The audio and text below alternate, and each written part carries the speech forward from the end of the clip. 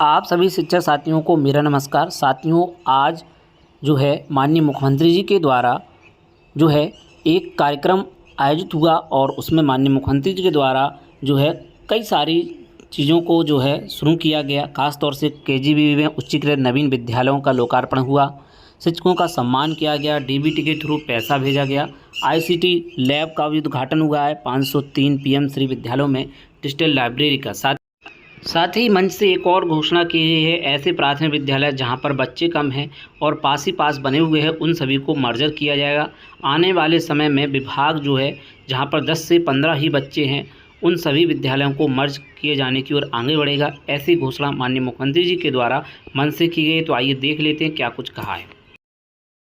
दूसरा, अगर एक ग्राम पंचायत फैली हुई है, 2-3 विद्यालय अलग जगह हैं और विद्यालय कहीं 10 विद्यार्थी हैं, कहीं 15 हैं, कहीं 25 हैं, अगर इन तीनों को मिलाकर के हम एक कर लें और तीनों को मिलाकर एक करके वहां शिक्षकों के रेशियो को ठीक कर लें, तो मुझे लगता है कि बच्चों पर भी और शिक्षा पर भी बड़ा उपकार होगा ये बेसिक शिक्षा परिषद का।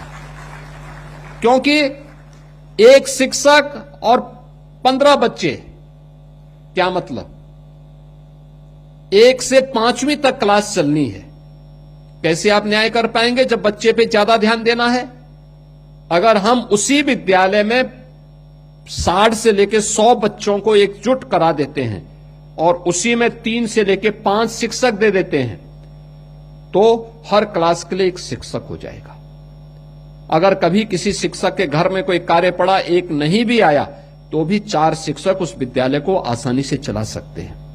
और मुझे लगता है इसके लिए भी हमें अपने आप को तैयार करना होगा। याद रखना, कोई भी रिफॉर्म होगा, उस रिफॉर्म का पहले चरण में विरोध होगा, लेकिन जब उसके परिणाम आएंगे, विरोध करने वाले अपना मुंह कहीं दिखाने वाला लायक नहीं बचते हैं। और हमें हमेशा रिफॉर्म के लिए तैयार रहना होगा।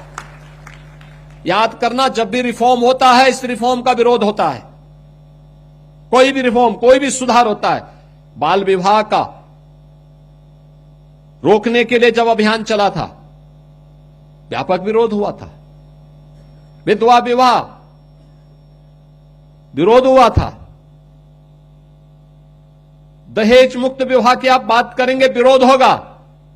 लेकिन अगर हमें स्वस्थ समाज की आधारशिला रखनी है, तो हमें इसके लिए तैयार होना होगा, अपने आप को तैयार करना होगा।